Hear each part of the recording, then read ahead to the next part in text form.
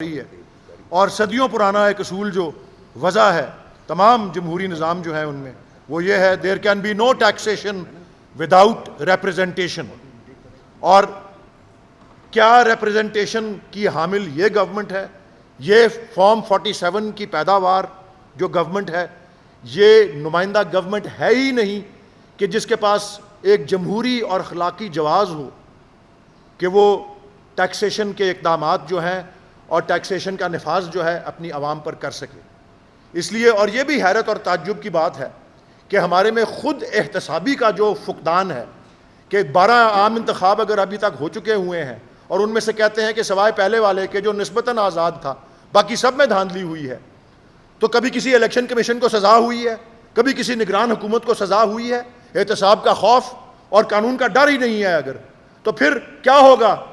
फिर बाहर वाले ही हमें आईना दिखाएंगे ना। ये बाहर वाले ही कह रहे हैं हमको, अमेरिकी कांग्रेस हमको कह रही है, यूरोपीय यूनियन की रिपोर्ट जो आई है जिसको पोशीदा रखा जा रहा है, वो बता रही है कि किस किस्म के नुक्स पाए जा रहे हैं हमारी जमहूरियत के अंदर, और जमहूरी निज़ाम को किस तरह से डिस्टॉर्ट और मसख जो है वो किया गया है। इसीलिए हम डिमांड कर रहे हैं कि ये एक मुफाद आमा की या पब्लिक इंपॉर्टेंस की डॉक्यूमेंट है जो यूरोपीय यूनियन ने रिपोर्ट तैयार की है।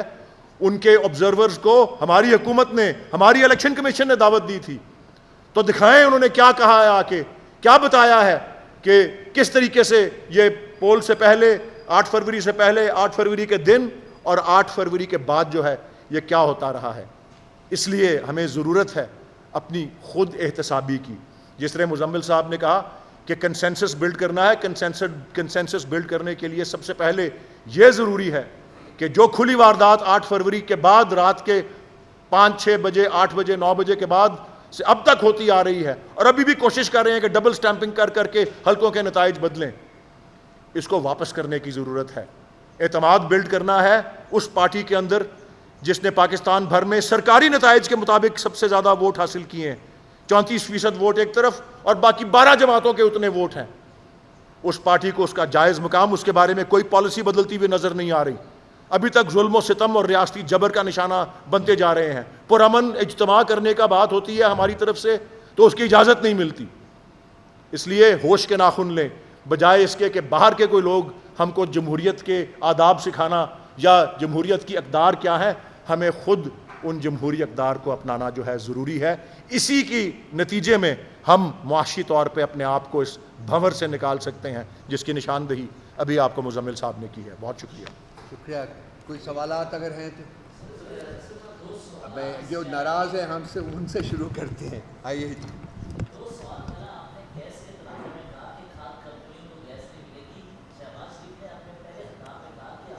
लोग पीटीआई के प्लेटफॉर्म से हम डिमांड करते हैं यूरोपियन यूनियन को कि वो इलेक्शंस के बेहतर नकवास के लिए फ्यूचर में वो रिपोर्ट जो है उसको पब्लिक किया जाए, क्योंकि ये पाकिस्तान के अवाम का हक़ है, और ताकि उनको पता चल सके कि इलेक्शन किस तरीके से इस मुल्क में कंडक्ट किए गए हैं।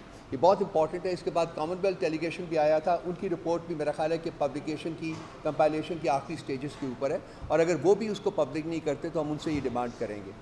तो ये एक छोटी सी बात मैंने आपके साथ शेयर करनी थी। अब मैं तकलीफ़ दूँगा मुजम्मिल साहब को कि इकॉनमी के ऊपर एंड बाकी रिलेटेड मैटर्स के ऊपर जो है वो आपसे बात करेंगे। Thank you. हाँ,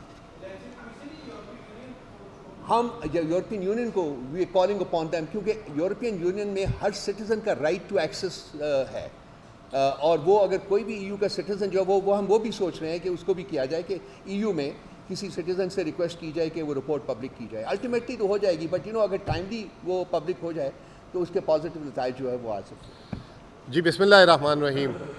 सबसे पहले तो आप सब लोगों का शुक्रिया। मैं माजरत खा हूँ, 1 घंटा जो है सुबह फ़्लाइट 2.5 घंटे लेट हुई। पाकिस्तान में इस वक्त मामूल बन चुका हुआ है, PIA की फ़्लाइट्स मेरी पिछले 10 में से 6 फ़्लाइट्स लेट हुई हैं, तो कुछ नहीं कर सकते। अच्छा, ये आज जो मैं यहाँ आया हूँ ऑल द वे, उसमें आपको जो है पहली बात तो ये बता दें, क्लैरिफिकेशन दे दें कि PTI ने EU को GSP+ पे कोई लेटर नहीं लिखा था, जिस पे हमने पहले भी क्लैरिफिकेशन दे दी थी। और नहायत ही शर्मनाक बात है, मिनिस्टर ऑफ इंफॉर्मेशन जो है अता तारड़, वो जो है एक PMLN कि सेल के इंफॉर्मेशन लीडर लग ज़्यादा रहे और पाकिस्तान के इंफॉर्मेशन मिनिस्टर कम लग के वो प्रोपेगेंडा फैलाते रहे, और अभी तक उन्होंने उसकी माफ़ी नहीं मांगी। दूसरी चीज़ ये थी कि आपको याद होगा कि हमने भी एक IMF को लेटर लिखा था और आपको लिखते ही बता दिया था उसके स्पिरिट में कि वो लेटर कतन वो नहीं है कि IMF का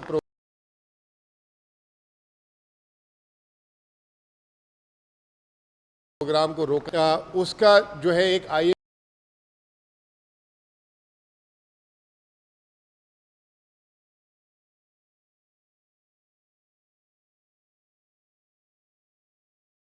की स्पोक्स जारी की थी। उसकी इम्पॉर्टेंस ये है कि IMF ने जो है स्पोक्स पर्सन हमारे रऊफ साहब को उसका लेटर का जवाब दिया, और ये 8 मार्च को जवाब आया, और उसके बाद IMF पाकिस्तान आया। तो इससे आप ये देख लें कि कितनी अच्छी, जिसे कहते हैं कि एक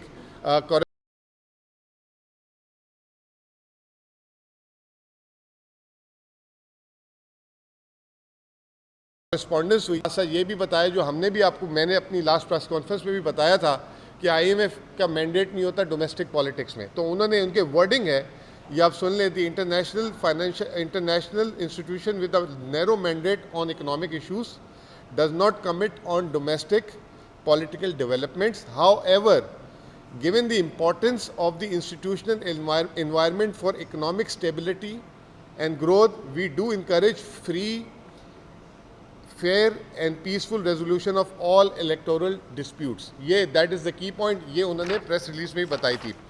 तो उसके बाद आपको पता है कि IMF पाकिस्तान आया 9 से 14 से 19 मार्च तक, और सक्सेसफुली जो है IMF ने अपना प्रोग्राम मुकम्मल किया। मैं सबसे पहले तो कॉन्ग्रेचुलेट करूंगा पूरे पाकिस्तान को कि काफ़ी अरसे के बाद पाकिस्तान ने एक स्टैंड बाय प्रोग्राम मुकम्मल किया, और ख़ुसूसी तौर पे ख़ान साहब, इमरान ख़ान साहब को इस पर शुक्रिया अदा करूंगा, क्योंकि जब ये प्रोग्राम शुरू हुआ था तो IMF जो है इमरान ख़ान साहब के पास आया था, और उन्होंने कहा था ये प्रोग्राम उस वक्त शुरू होगा जब उसकी आप कंसेंट देंगे। तो in the interest of Pakistan जो है हमने, ख़ान साहब ने इसका जो है कंसेंट दिया था, और ये प्रोग्राम स्टार्ट हुआ था। $3 अरब का स्टेबलाइजेशन प्रोग्राम था ये, जो स्टैंड बाय प्रोग्राम था। उसके बाद जब वो पाकिस्तान में पहले रिव्यू के लिए आए तो उन्होंने फिर हमसे रिक्वेस्ट की थी कि आप हमसे मिलें, और हमारे बोर्ड ऑफ डायरेक्टर कह रहे हैं कि आपसे फिर मिलें, क्योंकि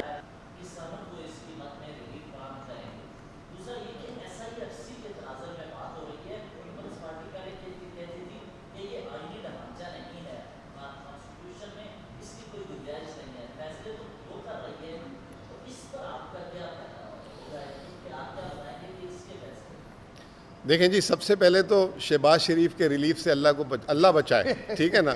वो एक आप देख रहे होंगे कि पंजाब में तस्वीर वाला थैला घूम रहा है, और वो कहते हैं कि पहले तस्वीर खिंचाओ फिर थैला लो। अगर खुदा ना खास्ता डायरेक्ट किसान को खाद पहुंचाने वाली बात हो गई तो पहले तो खाद के ऊपर सोना यूरिया जो भी नाम होते हैं उसकी जगह एक तस्वीर लगी होगी, ठीक है ना, और फिर कहेंगे तस्वीर खिंचाओ और किसान जो है खाद से भी महरूम हो जाएगा। तो ये खुदा ना खास्ता ऐसी अगर चीज़ करने